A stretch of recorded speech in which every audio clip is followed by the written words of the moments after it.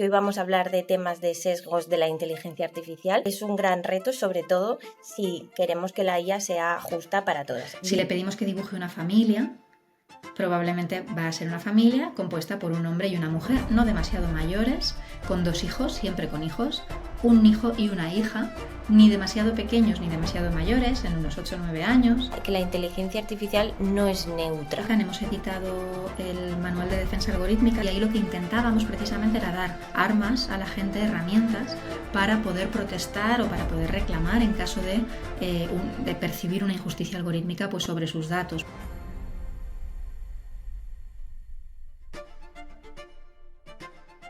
En primer lugar, muchas gracias por haber venido a Blue Eye. Estoy muy contenta de contar contigo y sobre todo también de hablar de este tema, que hoy vamos a hablar de temas de sesgos de la inteligencia artificial, porque para mí me parece que es un gran reto, sobre todo si queremos que la IA sea justa para todas. Bienvenida, Carmen. Muchas gracias y estoy también muy contenta aquí de participar. Vale, bueno, para empezar, ¿puedes contarnos un poco brevemente a qué te dedicas y cómo llegaste a interesarte por este tema en particular?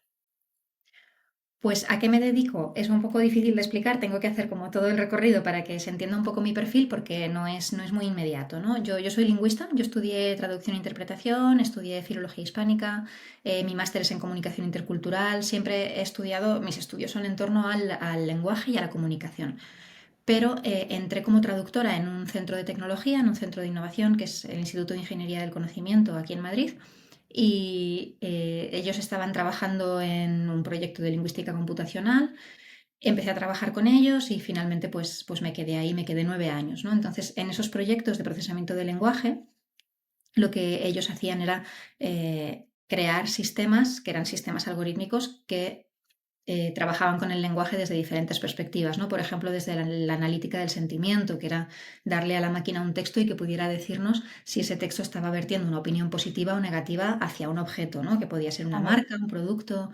Entonces estuve trabajando en eso bastantes años, hacíamos analítica de la emoción, de la opinión, que era muy bonito trabajar en el lenguaje desde esa perspectiva y en esos procesos pues aprendí bases de lo que era el machine learning, toda la parte de aprendizaje automático, deep learning, entrenamiento de modelos y en 2018 en concreto, yo había empezado en 2013, en 2018 llegan los modelos de lenguaje, poco a poco se empezaba a hablar de ellos.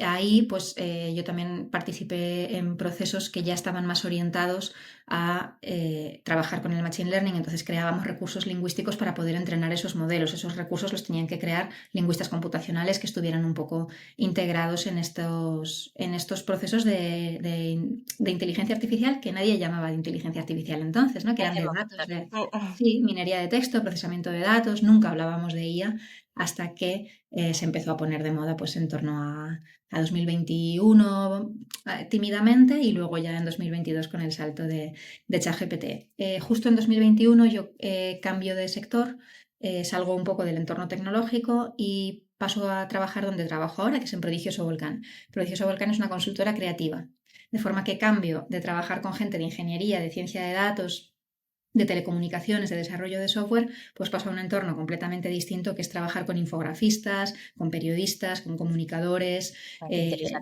con gente que trabaja mucho más en el lado creativo, incluso con creativos puros de los que trabajan en Publi, ¿no? Entonces, ahí sí que diseñadores, gente de imagen, de visual, fue como cambiar completamente el mundo en el que vivía y en el que trabajaba y bueno, pues en ese salto he aprendido mucho y ahora desde Prodigioso Volcán me dedico a muchas cosas diferentes, ¿no? Que tienen que ver con la inteligencia artificial y la comunicación, desde dar formación a perfiles no tecnológicos en inteligencia artificial, en modelos de lenguaje y en todo lo que está ocurriendo, hasta ayudar a las compañías a integrar la tecnología desde un punto de vista centrado en las personas, más desde la gestión del cambio, desde ayudar a los perfiles a recolocarse en este nuevo entorno tecnológico y digital.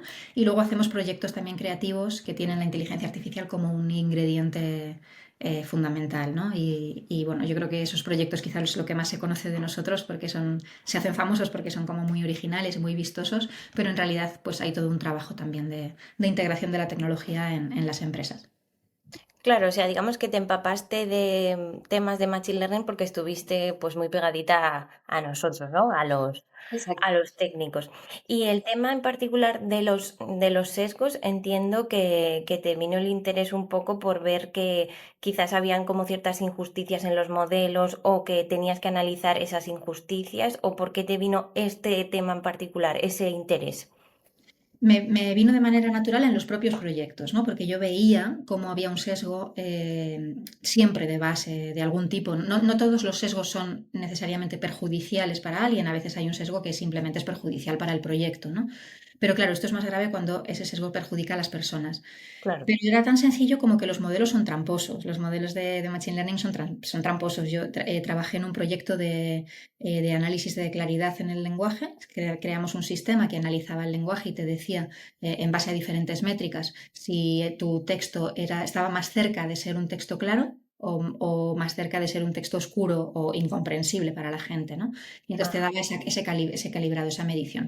Pues ahí teníamos que tener mucho cuidado porque el modelo tenía un sesgo de base, que es que se agarraba a que un texto más largo era más oscuro y un texto más corto era más claro. mm. Cuanto Sí, más corto, que se más claro. aprendió esas reglas, ¿no? Más Claro, largo, más claro, más largo, o sea, perdón, más largo, más oscuro, más corto, más claro. eso es. Ujú. O luego le pasaba que si el texto era de ámbito financiero, o sea, por defecto lo colocaba como claro. O sea, perdón, como no claro. O sea, si era de Ujú. ámbito financiero, era no claro. Y eso no tiene por qué ser así, ¿no? Entonces, lo que tuvimos que hackear esos sesgos también desde el proyecto. Claro.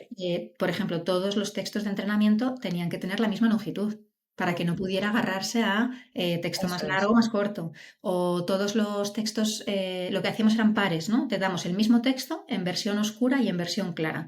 Una versión más enredada, más incomprensible, y una versión más clara, más comprensible, que decían los especialistas con los que trabajábamos. Entonces, al hacerlo así, a darle esos pares, el modelo acabó entendiendo Mm. que no por el hecho de ser un texto financiero tenía que ser necesariamente oscuro. Entonces íbamos como ajustando el modelo que tenía esos sesgos. Eso ya es un sesgo. La gente asocia quizás sesgo a algo que perjudica a un colectivo de personas, pero en realidad el modelo tiene sesgos siempre y tienes que ir como ajustándolos, ¿no? Y como trampeándolos. Claro, claro. Y bueno, ahora te has anticipado a lo que voy a decir ahora, que es un poco que, justo lo has dicho, ¿no? Que el modelo se aprendió en un inicio que los textos más largos eran oscuros y los más cortos eran más claros. Mm. Eso lo que está diciendo es que los sesgos no vienen de la nada, ¿no? Entonces, vamos a hablar ahora un poco de dónde vienen, porque los sesgos tienen unas raíces que vienen pues históricas, sociales y técnicas. Digamos que es como un reflejo de la realidad porque los modelos en sí se alimentan de datos y hay que ver un poco el camino que hay desde lo que es los datos hasta el modelo, ¿no? Claro. Entonces, para ti, ¿cuáles serían como las fuentes primarias de los sesgos que hay en un modelo de inteligencia artificial? Lo más inmediato, lo que más se habla siempre es que los sesgos vienen de los datos. Los datos están sesgados y por tanto los modelos están sesgados. De esos datos tenemos estos algoritmos, ¿no? Es un reflejo claro, como una especie de espejo. Pero es verdad que hay que ir un poco más allá porque hay sesgos que pueden venir también de la propia configuración del modelo. Que ocurren, que no los esperabas, que los datos no están, pero que el modelo, pues por lo que decíamos antes, se agarra a determinadas cosas para conseguir llegar a la meta, que es esa clasificación que tú le has pedido que haga o esa tarea que le has pedido que haga. Y los modelos son como el genio de la lámpara, ¿no? Te conceden tu deseo, pero de formas que a lo mejor no te convienen tanto. Entonces, eso es lo que hacen. Van a llegar como sea al objetivo que les has marcado, pero en el camino pueden romper cosas. Entonces ahí es un poco el que hay que estar vigilándolos. Pero bueno, los sesgos que vienen de la configuración son quizá más sencillos de solventar, porque tú pues Sí, justo. tocas la configuración y te pones ahí a enredar, buscas trampas, buscas formas de neutralizar ese sesgo y ya está. Y además quizás son más visibles.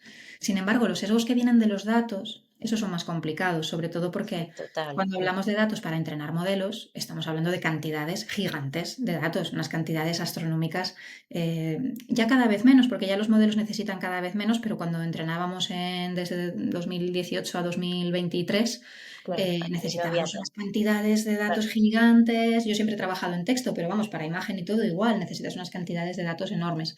Los grandes modelos de lenguaje, como los GPTs, están entrenados en trillones, o hablamos en trillones de tokens, ¿no? sí, sí. Es muy, muy grande. Entonces, ¿cómo haces para limpiar esa cantidad de datos? No se puede limpiar, ¿no? Es que no se puede quitar unos datos, dejar otros, seleccionar, no se puede a esos niveles. Entonces, ahí de ahí yo creo que viene el mayor problema. Claro, claro, porque vamos a poner un ejemplo muy concreto que justo estuve yo ayer trasteando. Ayer me leí un artículo de una chica que se llama Ana Ginés y Fabrellas, que luego lo pondré por aquí, que lo que habla es un poco de lo que estamos hablando nosotras. Y un ejemplo muy claro de sesgos era que si tú le pedías a ChatGPT o a cualquier LLM que esté ahora mismo en el mercado, que te dibujara o que te mostrase una imagen que fuera, dime una, o sea, ilústrame a una persona que sea CEO de una empresa. Entonces, en esa imagen salía el típico hombre trajeado y Claro, luego la otra frase que le puse fue, ilústrame una imagen de una persona que se dedique al ámbito de la limpieza, por ejemplo. Y claro. salía pues una mujer con una, pues vestida de uniforme con una fregona y demás. Entonces, claro, aquí vemos un poco que los sesgos vienen de temas de lo que has dicho de datos y la configuración de los modelos. Em, Vamos a ver ahora, vamos a aterrizar qué tipos de sesgos pueden haber, porque hay algunos que son muy visibles, como por ejemplo el que acabo de decir ella ahora, Sí. que sería un poco un sesgo de género, pero hay algunos que son que yo, hablando contigo, haciendo el guión, pues ni siquiera me los había planteado.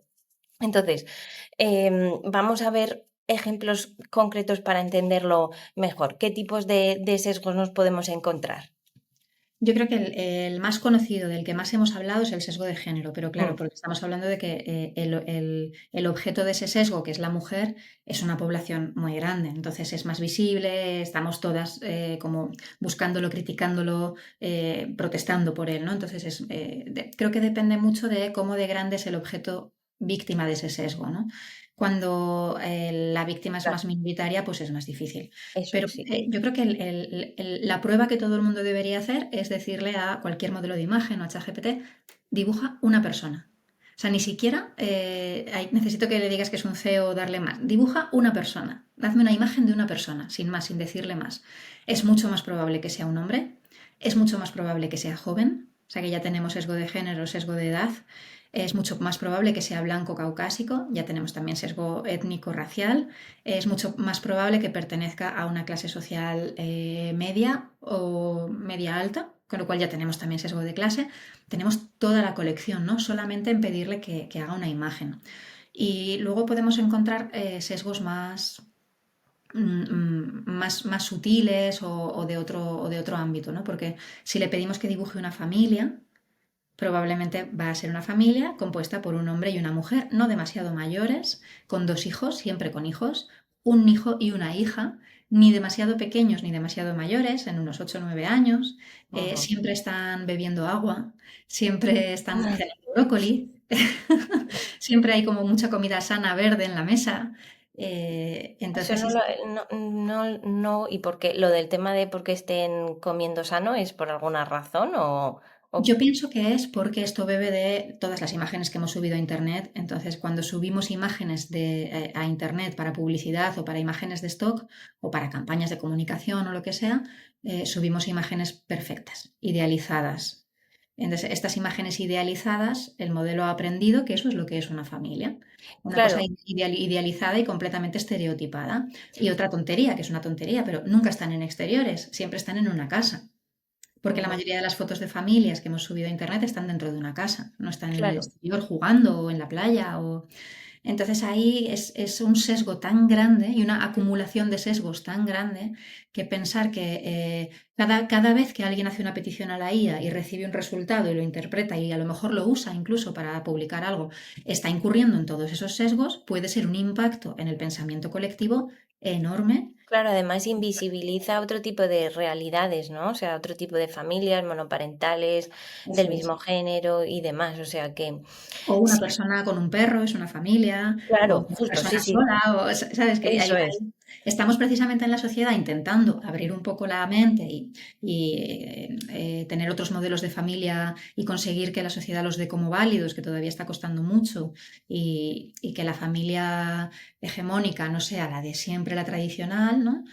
Y resulta que vienen estos modelos a tirarnos eso abajo y a tirar de nosotros hacia el otro lado, que es un poco lo que a mí me preocupa.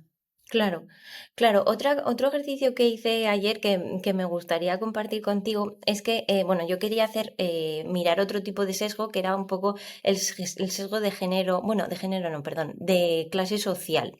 Mm. Entonces, sí que es verdad que le puse, me puedes hacer una imagen donde aparezcan dos personas, una de clase social alta y otra de clase social más baja. Y es verdad que ahí me dijo que no podía hacer ese tipo de comparaciones y le dije, vale, voy a intentar como de alguna manera engañarle para que llegue a hacerme lo que yo considero. Entonces le dije, hazme una imagen, cada uno por separado, la primera de una persona, yo no le dije si era hombre o mujer, de una persona que tenga como éxito Mm. y ambición, ¿vale? Como intentando como de alguna manera que reflejara como algo más socialmente alto, ¿no? Sí. Entonces, lo que me dibujó fue a un chico joven eh, con un ordenador en una empresa trajeado. Entonces, ya aquí me vino el pensamiento de decir, joder, he dicho éxito y ambición y automáticamente me lo ha asociado a que tiene que ser en un sitio trabajando delante de un ordenador. Y es verdad que ahí me explotó un poco la cabeza como diciendo, esto es, yo no, o sea, yo por ejemplo, reflexionando un poco en mi trayectoria profesional, yo no considero que ahora estar delante de un ordenador trabajando horas y horas y llegar, Mm. yo que sé, a CEO o lo que sea como un ejemplo de éxito para mí si no tengo tiempo. ¿Entiendes? Es como, entonces dije, ostras, qué fuerte que eso sea también un reflejo de la sociedad a día de hoy. Da la sensación de que es una idea del éxito antigua, como de hace 15 años o 12 años, algo así, ¿no? Que el éxito es el trabajo digital y alguien que tiene un trabajo digital, ya por el hecho de no estar tan expuesto físicamente al trabajo, ya ha ganado, ¿no? Y ya ha tenido éxito en la vida. Y que va, o sea, yo creo que ahora sabemos que el trabajo digital puede ser muy precario, con una carga mental muy alta, ya lo tenemos mucho más claro y ya no sabemos que hay gente muy precaria, trabajos muy precarios que son digitales y que están mal pagados o que se hacen muchas horas extra o que tienen mucha carga mental para la persona. Sabemos que tantas horas de pantallas es malísimo para el cuerpo, para la mente, ¿no? Entonces ya no tenemos esa idea del éxito. Nos la está trayendo de vuelta. Entonces es como que va a dificultar mucho nuestra propia evolución del pensamiento, que es natural que la sociedad evolucione y avance hacia el progreso. Resulta que tenemos como impactos a través de los modelos que nos pueden traer cosas que ya están antiguas. Claro. Y luego otra cosa que también me estuve pensando, como yo me dedico a temas de hacer modelos con Machine Learning, una de las cosas que nos suele ocurrir es que tú, por ejemplo, no puedes meter directamente la variable de, de código postal y cosas así dentro del modelo, o sea, en teoría está prohibido o si lo haces no puede como ser discriminatoria, o sea que por tanto la mayoría de veces no la metes, pero sí que es verdad que aunque esta variable no la metas, estás metiendo otras variables que son una variable proxy de este código postal. Entonces, cuando tú luego haces un estudio de si ese modelo que has generado es discriminatorio, por ejemplo, por código postal, aunque no se haya metido, es cierto que sí que a veces hay una discriminación por, he dicho código postal por decir algo, pero Sí, por sí. género y demás, sobre todo en bancarios, por ejemplo, donde normalmente una persona que vive, no sé, un barrio X de Madrid, que normalmente tienen como cierta menos dinero, por así decirlo, luego pasas ese modelo por el estudio de equidad y te sale que hay una discriminación por barrio. Entonces, claro, Claro. aquí lo que quiero decir es ilustrar un poco que es complicado quitar esos sesgos. O sea, aunque hay técnicas, o sea, es un poco, me parece hasta imposible, ¿no? De alguna manera. Sí, aquí es donde viene un poco la voluntad de quitar ese sesgo, ¿no? Que puede pasar por... bueno, había un debate, en un principio había un debate entre si hay que cambiar los datos o no hay que cambiar los datos, porque había gente de ingeniería que decía que los datos son los que son y el mundo es el que es y los modelos tienen que reflejar el mundo.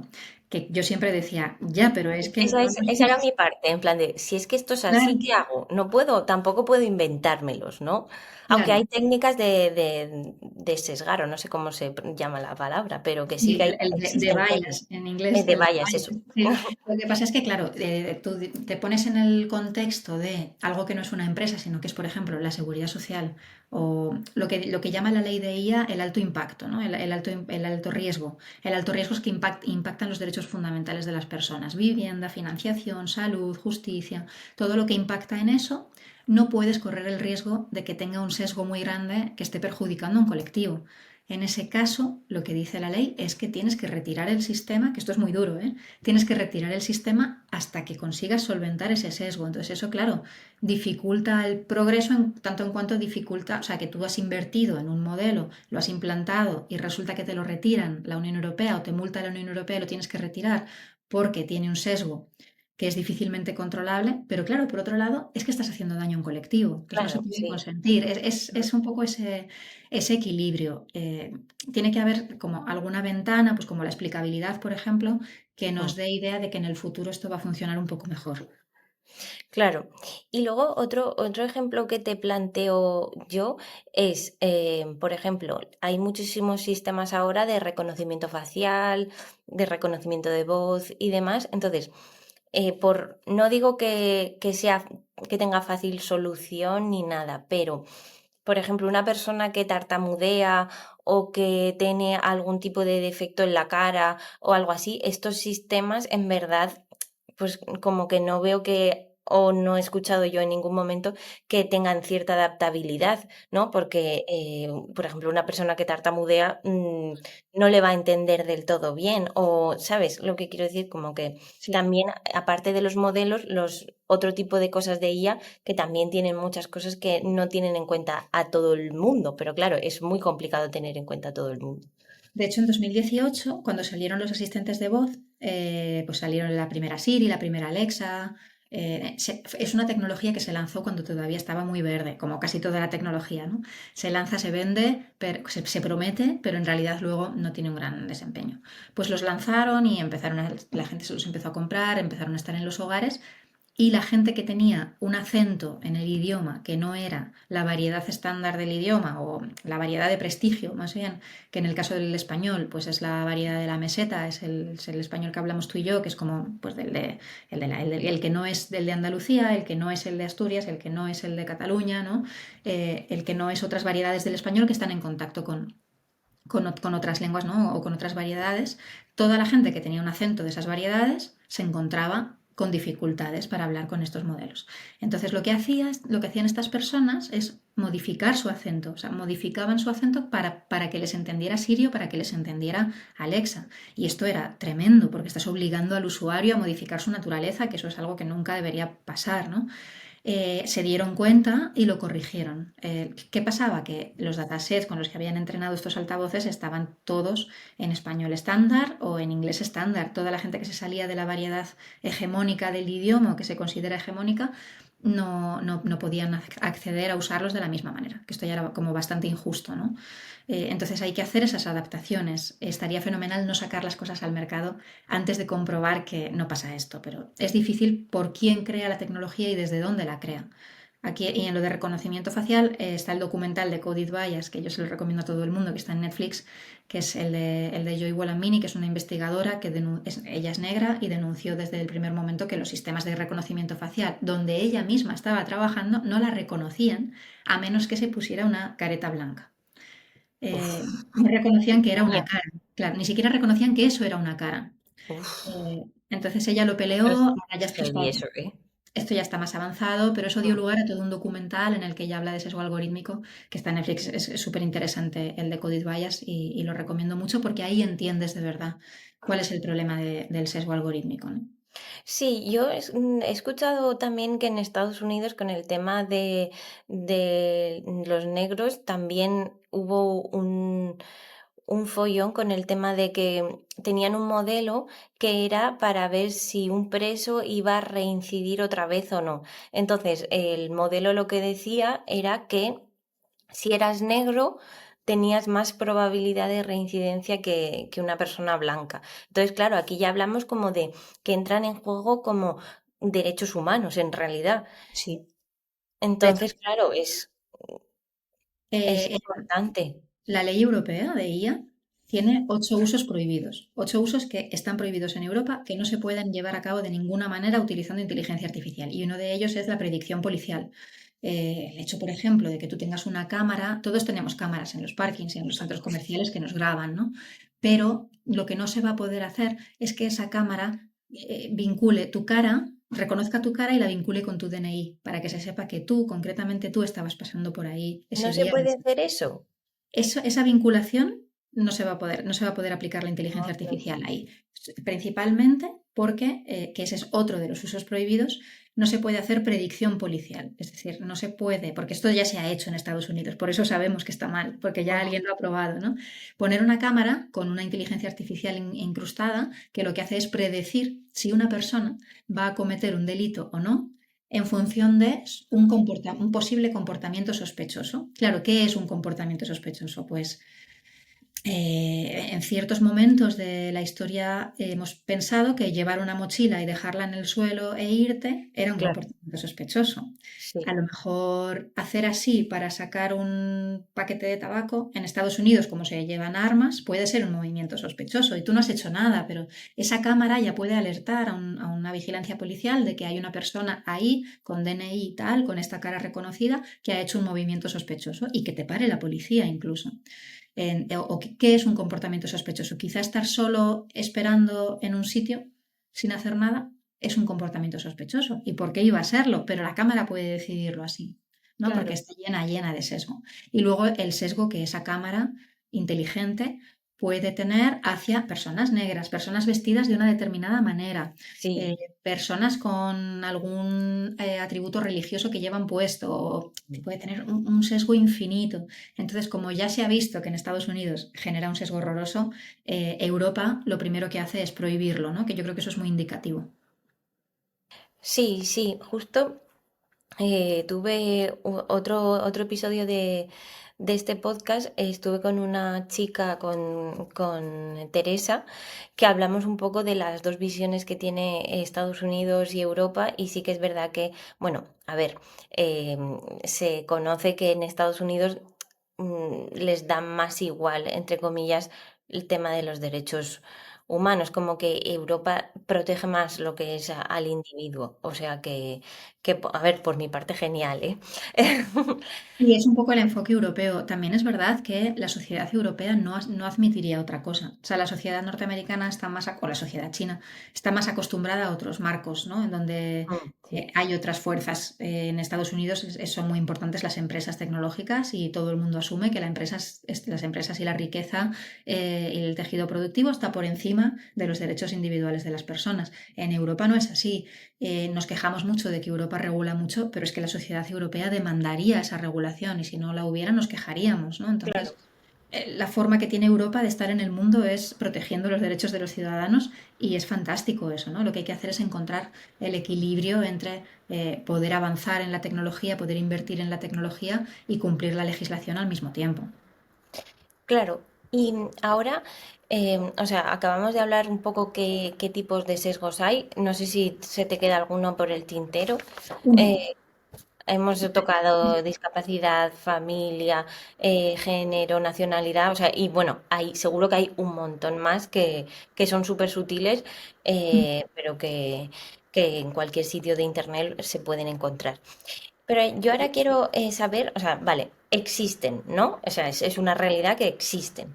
Entonces, Ya has adelantado antes como que se están haciendo como medidas, por ejemplo, existe lo que he comentado antes de los estudios de equidad y demás, pero quiero ver desde dos vertientes, desde la vertiente un poco más técnica y desde la vertiente un poco más social, qué se puede hacer o qué podemos hacer como individuos, un poco por despertar un poco de responsabilidad. Yo como técnica y tú quizás como también, bueno, social barra técnica, ¿qué se puede hacer? Sí que se me ha quedado un sesgo, uno Ah, que sí vale. que quería comentar, que es el sesgo lingüístico. Si no te dedicas al lenguaje, es más difícil de ver, pero los modelos que estamos usando, comerciales, los grandes, todos los GPTs, los Gemini, todos estos modelos que usamos, el Claude también, incluso los de software libre, la inmensa mayoría de los modelos que usamos están hechos desde lugares del mundo que son de cultura anglosajona y en inglés. Entonces, Eso lo es. que estamos viendo cuando usamos ChatGPT o Copilot son traducciones en realidad. La operativa interna del modelo se desarrolla en inglés y luego lo que vemos es una traducción. Traducciones fantásticas, muy bien traducidas ya, con mucha calidad, muy cercanas, muy idiomáticas, muy convincentes, pero al final lo que te está diciendo el modelo y todo el análisis que ha hecho para llegar a la respuesta que te da y toda la predicción se hace principalmente sobre datos en inglés. O sea, el modelo funciona en inglés y después te traduce para que tú lo veas. Esto nos puede traer, bueno, de hecho es que esto es así, cuando lanzaron GPT-3, que es la única vez que han dado ese dato, el 90% de los datos de entrenamiento estaban en inglés, solo un 10% estaban en otros idiomas. Todos los demás idiomas estábamos ahí apelotonados en ese 10%. A mí esto me preocupa siempre mucho porque hay un sesgo. Fíjate, llevamos nosotras, por ejemplo, nuestra generación y generaciones anteriores, hemos visto muchísimo cine americano, muchísimo. Y ha impactado en cómo entendemos el amor, cómo entendemos la Navidad, cómo entendemos la familia, cómo entendemos la Claro. amistad, ha impactado mucho en nosotras que somos de otro lugar que no es el suyo, ¿no? Todo lo que importamos de allí porque nos gusta o porque nos llama la atención tiene que ver con el cine y con las series. Si además tenemos ese sesgo anglosajón metido en los modelos de lenguaje que usamos, pues al final es que es un sesgo sutil que poco a poco nos va importando una visión del mundo que no es la nuestra. Entonces, por eso es importante Claro. también que se siga invirtiendo en modelos nativos en español, modelos nativos en francés, modelos nativos en alemán, ¿no? Para que cada modelo sea esté un poco localizado culturalmente, porque si no lo que hacemos es usar todos los modelos norteamericanos principalmente o en otro caso los modelos chinos, que en realidad están muy basados en los modelos norteamericanos.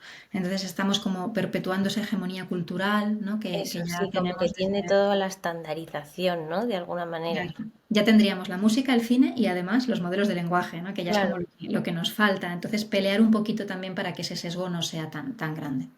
Claro, no sé si en España se están desarrollando algunos modelos internos. No lo tengo muy claro, la verdad. En el Barcelona Supercomputing Center Ujú. sí que han desarrollado una familia de modelos, una infraestructura de IA que se llama ALIA. Ah, Eh, mira, qué interesante. ALIA, lo que pasa es que son modelos que están puestos a disposición del tejido productivo y cualquiera que los quiera usar los tiene a su disposición contactando con el BSC, pero es verdad que no están a la altura ahora mismo de calidad que los modelos comerciales. Es muy difícil con dinero público, ni aunque sea dinero europeo de los fondos Next Generation, por ejemplo, es muy difícil competir con el dinero que puede tener OpenAI, que viene de Microsoft, que viene de grandísimos inversores. Es muy difícil competir con esos recursos, ¿no? Entonces, que no podemos llegar a la misma calidad. ¿Llegaremos algún día? Seguramente. Yo creo que lo que hay que hacer es estar pendientes y el día que estos modelos estatales, públicos, lleguen a esa calidad que nos permita resolver nuestros casos de uso, como cambiarnos, ¿no? Y usar los nuestros. Eso sería lo ideal. Claro, y bueno, además, o sea, debido a las limitaciones estas que comentas, económicas y entiendo que también de máquina, yo creo que también tendrá que ver el tema de la máquina.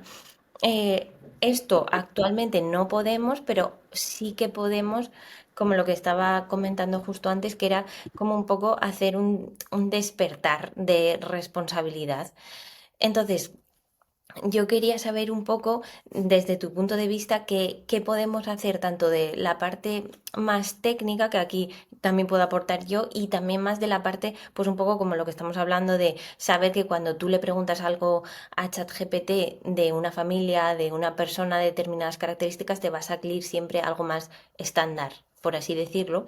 Entonces, yo quería saber un poco desde estas dos vertientes, desde la parte más técnica y desde la parte más social, qué podemos hacer nosotros como individuos para intentar no perpetuar, aunque sea complicado, hacer esto.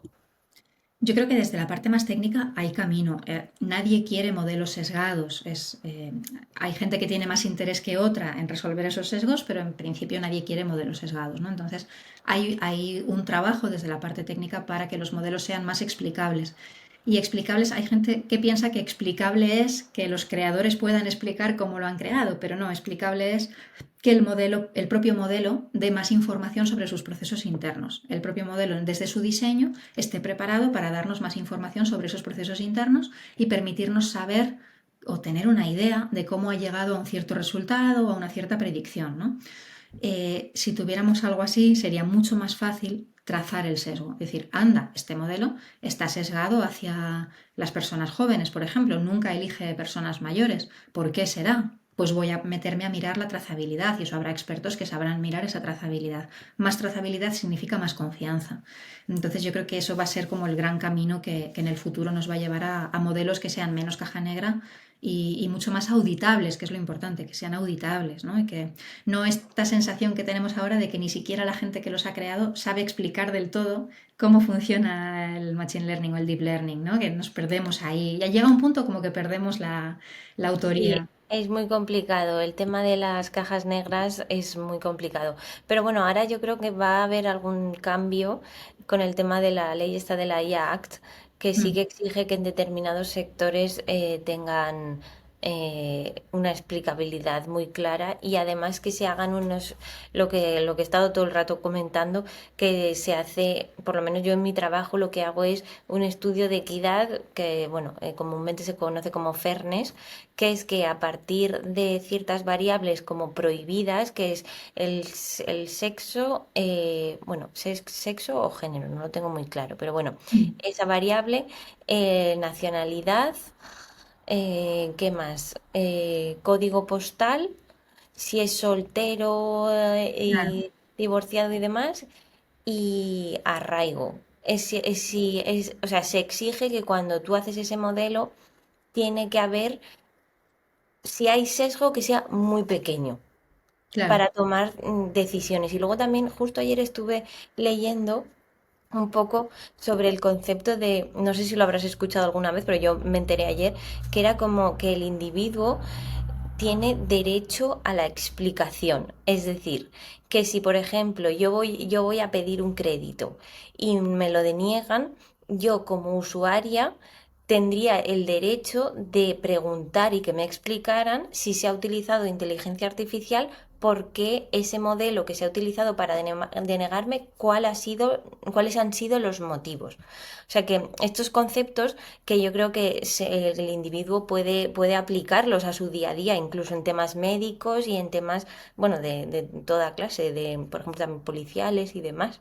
De hecho, bueno, nosotros en Prodigioso Volcán hemos editado el Manual de Defensa Algorítmica, que la autora es Esther Paniagua, que es una periodista especializada en tecnología y en ciberseguridad, y ella lo escribió. Yo he sido la editora de ese manual y ahí lo que intentábamos precisamente era dar armas a la gente, herramientas para poder protestar o para poder reclamar en caso de percibir una injusticia algorítmica pues, sobre sus datos, por ejemplo, un mal uso de sus datos o que se ha tomado una decisión que impacta en su vida, pues imagínate la denegación de un crédito, por ejemplo, o que no le hayan atendido en un hospital, o imagínate algo que de verdad haya impactado en su vida y que sospeche que hay un algoritmo detrás.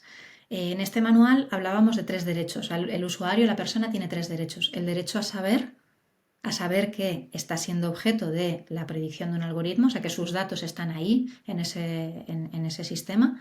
El derecho a entender, que es lo que tú decías, la explicación, que alguien te explique cómo funciona ese sistema. Y el derecho a actuar, que es, pues, tienes mecanismos para reclamar, ¿no? Sí que es verdad que para reclamar es mucho más fácil hacerlo desde lo colectivo. O sea, no ponerte tú sola a intentar ir a instancias europeas porque es muy difícil, sino contactar con alguna asociación donde seguramente hay más gente afectada por el mismo tema, ¿no? Y que te pueden ayudar. Pues hay asociaciones que ya han ganado batallas y que pueden ayudarte o incluso reclamar por ti de manera colectiva estos derechos, ¿no? Y luego es muy importante, cuando salió la ley Rider, se decidió que, vamos, la cara B de la ley Rider es las obligaciones de información algorítmica, que es que si tú eres una empresa y tienes un algoritmo que está gestionando personas, pues como ocurre por ejemplo en el caso de los repartidores a domicilio y demás, si tienes un algoritmo que está impactando en el trabajo de las personas, esas personas tienen derecho a saberlo. Y en concreto les tienes que explicar qué variables está usando el modelo, cuáles son los parámetros, cuáles son los datos que está usando, cómo recoge tus datos, tienes que explicarles todo. Entonces yo creo que eso está, por la ley al menos, está cubierto. Otra cosa luego es que de verdad las empresas pues hagan este ejercicio de explicación y también otra cosa es que la gente esté preparada para entenderlo. Eso es, claro. Es que yo creo que tú y yo quizás porque nos movemos un poco en el mundo este técnico, pero yo creo que le pregunto a mi madre y no tiene ni idea y no sabría qué hacer. O sea, ni siquiera sería consciente de poder hacer esta pregunta. Claro. De, oye, ¿por qué me has denegado esto? O lo que sea. Pero Y una si vamos sembrando en la cabeza de la gente que esto existe, que esto funciona así, van más o menos, la sociedad va interiorizándolo, es más fácil que luego reaccionen ante una injusticia, ¿no? Y por eso también es muy importante colectivizarse, poder ir a un sitio y decir, mira, sospecho que me está pasando esto y que alguien te diga, pues mira, sí, tienes razón, o no, no es así, o que te ayuden, ¿no? Claro, y una pregunta, el manual este de defensa algorítmica, ¿dónde se puede encontrar? Nada, si lo buscas en Google, Manual de Defensa Algorítmica Prodigioso Volcán o Esther Paniagua, que es la autora, te va a salir y te va a salir una página web y tienes un enlace de descarga. No te pedimos datos ni nada, lo descargas y ya está. Vale, vale. Pues ya Es, un sabéis. es un PDF. Es cortito, ¿eh? O sea, intenta ser un material como bastante ir al grano. Sí que cuenta un poco batallas ganadas, cosas que ya se han conseguido. Pues, por ejemplo, con el algoritmo Biogen de predicción de violencia de género, Ujú. hubo problemas durante muchos años porque había mujeres que morían, de hecho, asesinadas y por sus parejas y no el sistema no había saltado, ¿no? ¿Qué pasaba con esto? Pues se indagó mucho en cómo el algoritmo estaba fallando en estos casos y resultó que había una categoría, cuando el sistema clasifica a las mujeres por niveles de riesgo, Ujú. había una categoría otros. Entonces, Ya. las mujeres que caían en esa categoría otros, el sistema no analizaba correctamente las señales, ¿no? Entonces, ese era el sesgo que estaba afectando al modelo. Ahora, además, otros, el sistema lo interpretaba como libre de riesgo. Como no estás Ajá. en los niveles de riesgo, estás fuera, no te tengo en cuenta. Ahora ya por fin ya se ganó la batalla y ya se consiguió que hubiera niveles de riesgo, pues imagínate del 5 al 1 por ejemplo, y que esa categoría de otros no estuviera, ¿no? Que siempre estuvieras dentro, si estás dentro de Biogen, de uno de los niveles de riesgo para evitar precisamente estos falsos negativos. Yo creo, bueno, yo no tenía, y eso que me dedico al tema Machine Learning, de cómo se había creado este algoritmo. No sé si es público cómo se ha creado, con qué datos se ha creado, eso entiendo que no es Yo público, ¿no? entiendo que se ha creado con un histórico de denuncias. Es de no sé si lo tiene la policía, la Guardia Civil, es un algoritmo al que no se puede acceder, obviamente, lo tienen las fuerzas de Pero seguridad. justo esto que estás diciendo, hace nada, bueno, ayer buscando información y demás, me salió una noticia de que la administración pública ahora tiene la obligación de explicar sus Claro, modelos. Y de claro. hecho, también buscando información desde las Islas Baleares, hay una iniciativa que, si no me equivoco, bueno, lo tengo aquí apuntado, que se llama Observatorio de IA y Diversidad, que lo que se dedica es un poco para ver los algoritmos públicos, como si tienen algún tipo pues esto, de sesgo o de discriminación hacia algún tipo de colectivo. O sea que como que el gobierno se están haciendo ya como cosas porque se ha considerado que esto es una vulneración de los derechos humanos. Eso es. Claro, no es que sean derechos algorítmicos así como fuera del resto de derechos, son derechos humanos que están siendo Claro. impactados por un algoritmo. Entonces hay que regular y hay que seguir ganando batallas. Ahora, por ejemplo, lo que ha ocurrido con el caso del bono de la luz, Ah, también sí, con un algoritmo que es se llama verdad. Gusto, era un algoritmo que llevaba tiempo funcionando y que estaba sesgado, no estaba haciendo bien su No. cometido, su tarea, ¿no? Entonces ahí es una plataforma que se llama Cibio, la que ha perseguido hasta que ha podido ganar la batalla y que ese algoritmo ¿Tibio se qué auditase. es? ¿Qué es Cibio tibio? es una asociación ciudadana. por causas ciudadanas. Entonces, esta batalla, por ejemplo, la llevaban peleando mucho tiempo y la han ganado ellos. Y es algo que impacta en la vida de las personas, en sus finanzas, o sea, que te ayuden o no te ayuden con el bono de la luz, te está impactando mucho en tu vida, ¿no? Entonces, Totalmente. Y bueno, ya que justo me sacas este tema, o sea, el problema del bono de la luz, ¿no? O sea, ha ocurrido de que ha habido un algoritmo que está mal hecho. Entonces, ha tenido que venir, pues lo que acabas de decir, una asociación externa de ciudadanos, ¿no? Me has dicho que es, sí. para poder intentar solventar este problema. La cosa es, ¿qué empresa era la que hacía el bono de la luz? No lo sé, eso no lo Bueno, sé quién lo hizo. da igual, la empresa de turno Mm. eléctrica, claro, ¿qué consecuencias tiene? Simplemente que cambian el algoritmo y ya está, y todo lo que ha pasado previo a esto no se le aplica ningún tipo de sanción. Entonces, quería también preguntarte que cuando algo va mal en temas algorítmicos, ¿quién rinde cuentas? ¿Quién tiene la responsabilidad de eso? Esto ha sido muy complicado hasta ahora porque yo creo que como sociedad estábamos muy perdidos y no sabíamos, o sea, llegó un momento que se planteaba incluso si la culpabilidad o la responsabilidad civil se trasladaba a la máquina, que yo decía, pero vamos a ver, vamos a pensar con claridad, ¿no? Aquí hay varias posibilidades, pero desde luego la máquina no es una de ellas. Pues tenemos la gente que ha desarrollado el producto, la gente que lo ha comprado y lo ha puesto en producción y lo ha instalado y ha tomado decisiones con él y poco más. Entonces, en ese ámbito nos tenemos que mover. Claro, los desarrolladores te van a decir que su sistema es neutro y que luego depende de cómo se use, que tampoco es verdad, ¿no? Que también No, habría que pedir determinadas responsabilidades ahí. Pero, claro, la responsabilidad puede ser compartida, pero tiene que haber una responsabilidad. Por eso la ley de IA, el AI Act, lo primero que dice es que regula los usos, no regula la tecnología. No regula a ChatGPT, sino lo que hacemos con ChatGPT, el uso que tú le das. Por eso es tan importante el caso de uso. Si tú tienes un algoritmo sesgado, lo que está mal es tu caso de uso.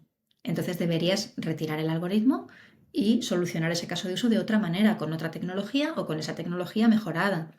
Entonces al final recae vamos a coger miedo, ¿no? A poner IA en producción porque recae total. mucha En responsabilidad mi, en mi empresa en mi hay que empresa o tener en mi mucho administración. cuidado. Mm, Imagínate que yo soy un alto cargo de la seguridad social.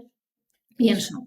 Pienso que un algoritmo me va a ayudar a agilizar, a hacer las cosas mejor para los ciudadanos, pero luego resulta que tengo un sesgo increíble que no habíamos visto y me cae un puro tremendo, ¿no? Mm. Es que eso es lo que va a pasar. Entonces ahí tenemos que ver, la única manera es la auditoría, o sea, el mecanismo es la auditoría. Auditar esos modelos periódicamente con auditorías periódicas, igual que un avión. Tú periódicamente tienes mantenimientos para vigilar que todo va bien, porque están las vidas de las personas en juego, pues esto es igual. Habría que auditar los sistemas periódicamente para comprobar que no están perjudicando a ningún colectivo. Y en el momento que le estén perjudicando, pues hay que valorar la posibilidad, en último caso, de retirarlo, pero de corregir ese sesgo o compensarlo de alguna manera. Claro. Y una pregunta, ¿tú crees que tendría, o sea, tiene que ver que dentro de un equipo, ya me voy a ir, bueno, un equipo que esté formado por tanto técnicos como no técnicos, cuyo objetivo es hacer un modelo de Machine Learning, ¿no? O de IA o de lo que sea. ¿Tiene sentido que sea ese equipo diverso? Es decir, dentro de lo que es el propio equipo, que haya hombres, que haya mujeres, que haya de diferentes. Es decir, ¿es relevante que hayan distintos tipos de, por ejemplo, personas de diferente género? Claro, es que el tema del sesgo no tenemos que pensar tampoco que es una cuestión de maldad. No es que alguien haga un sistema sesgado a posta, sino simplemente que no le preocupa. Si todos en el equipo estamos haciendo un sistema de reconocimiento facial y todos en el equipo somos blancos, caucásicos, todos. Todos somos hombres blancos. Vamos a probar el sistema con nuestra mirada del mundo, con nuestra visión del mundo. Y a lo mejor no se nos ocurre, oigan, que hay personas negras, ¿no? Porque estamos ahí como con una visión muy limitada del mundo. Hay que hacer un ejercicio de apertura para entender que hay personas a las que a lo mejor ese caso de uso tuyo que estás montando no les sirve y les deja fuera y les estás dejando fuera de la tecnología, ¿no? Igual que pasa con la biometría. Y lo que decíamos antes, y hay personas que tienen la huella dactilar muy borrada y no pueden fichar con los sistemas de biometría, ¿no? Y siempre tienen problemas y siempre tienen líos. Entonces ahí no hay que pensarlo como una maldad o como una mala intención por parte de estos equipos, sino como una falta de visión. ¿Cómo se soluciona esa falta de visión? Integrando diversidad. Si en ese equipo hubiera habido una persona negra, ya no hubiera pasado, ese sesgo simplemente no Claro. se hubiera dado. Mm. Esa es un poco la cosa. Entonces, si tú excluyes a las mujeres de los equipos de desarrollo, vas a tener un sesgo hacia lo masculino inevitable, ¿no? A menos que estas personas hicieran un esfuerzo enorme de ver el mundo desde otras visiones, que no siempre ocurre.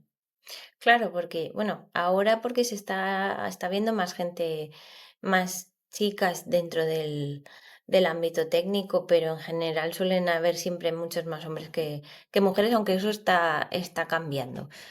Sí, De yo hecho, ahí, claro, sí, yo tengo mi razón, mis motivos, o sea, los motivos por los que yo pienso que esto ha ocurrido, ¿no? Que son los referentes. el cambio de que haya más gente, mujeres técnicas, ¿te refieres? No, el motivo por el que hasta ahora no hemos tenido muchas mujeres Ah, en estos ámbitos. Claro, por ejemplo, para que alguien con la edad que yo tengo estuviese ahora mismo en equipos de desarrollo, tendría que haber visto a un referente, unos cuantos referentes en este sentido, mujeres, cuando yo tenía 7 años, 8 años, 12 años, por ahí, ¿no? En ese momento de la infancia y la adolescencia. Si no ves referentes, tú no piensas que eso es para ti cuando estás eligiendo carrera, ¿no? Con 16, 17 años, tú tienes que ver referentes porque tu cerebro funciona así. Yo quiero ser como esa persona. Yo podría ser esto. Si esta persona lo ha conseguido, yo claro, también sí, podría.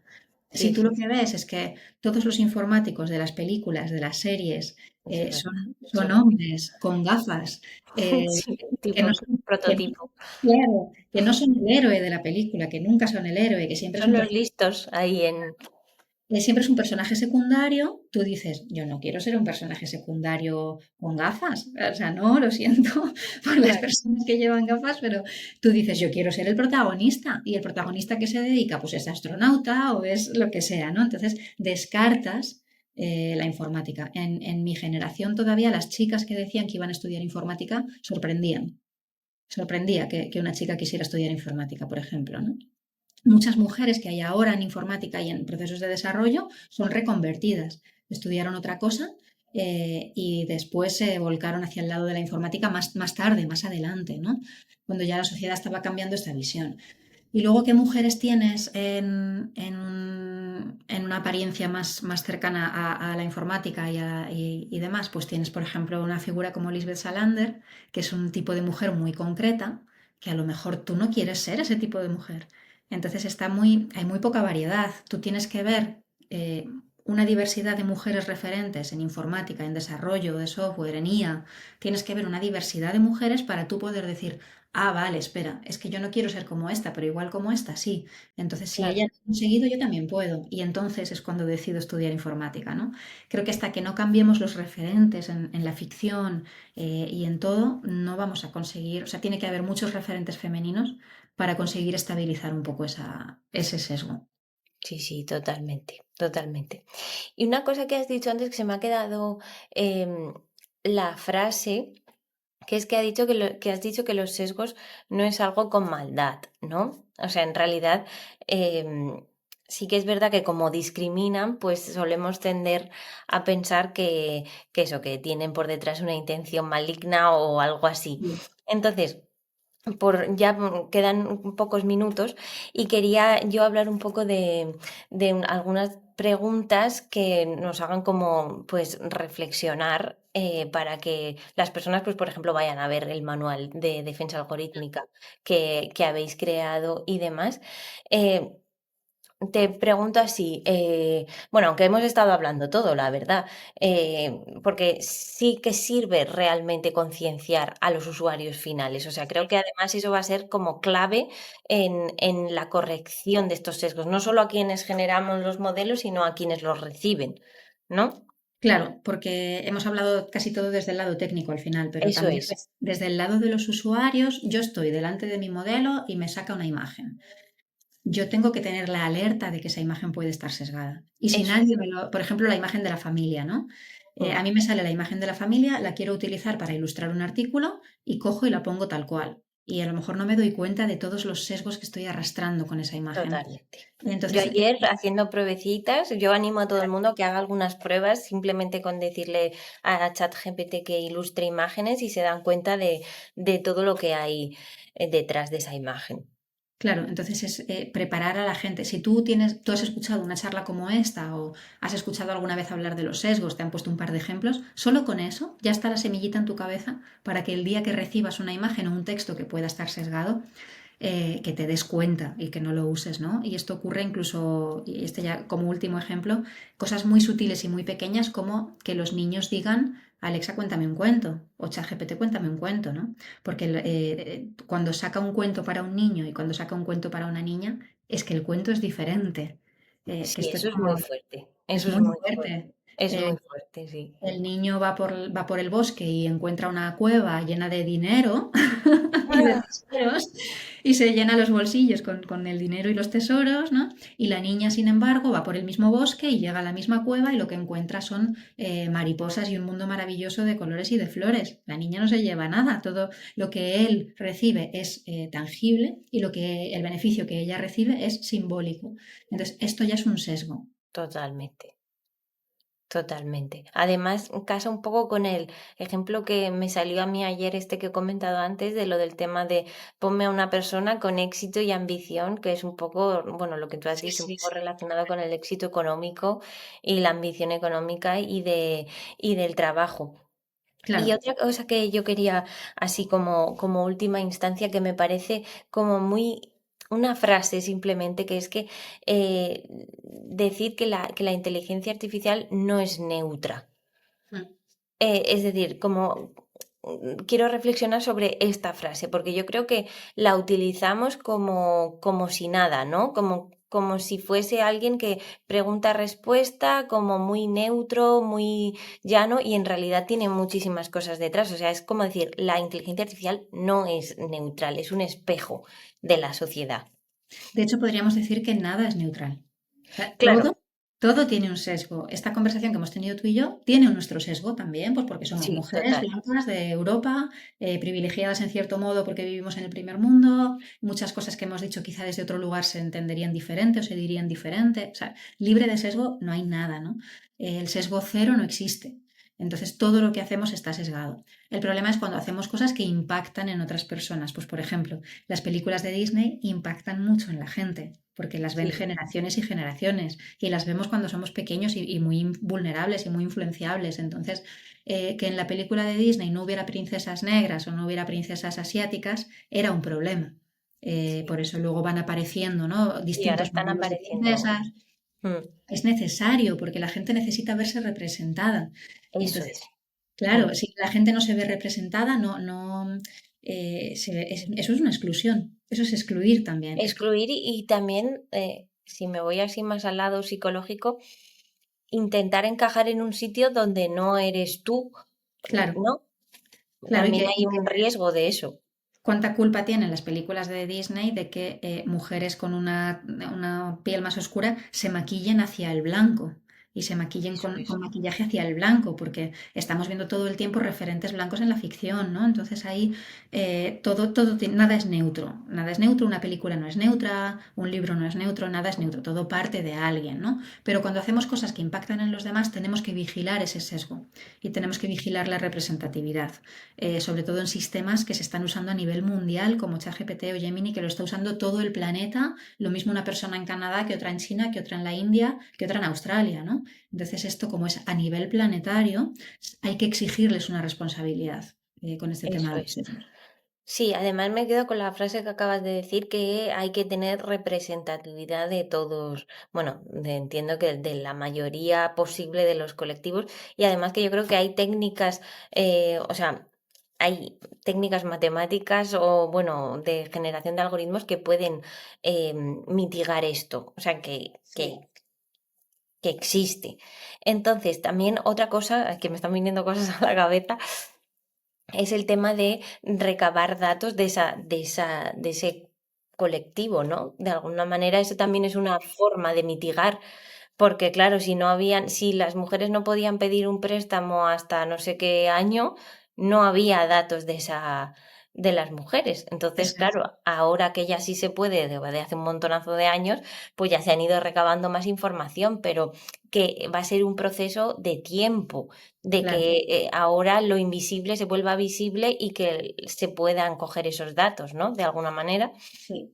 La pena es que no estemos todos trabajando en la misma dirección. Eso es lo que da un poco de pena, que haya gente que todavía se resiste a hacer este trabajo, porque si lo hiciéramos todos sería mucho más fácil. Pero pues todavía hay quien piensa que es que estamos empeñadas en una cosa que no puede ser, ¿no? Digo, no, no, vamos a ver, estamos pidiendo lo justo y lo lógico y lo que es de avance y lo que es de progreso, ¿no?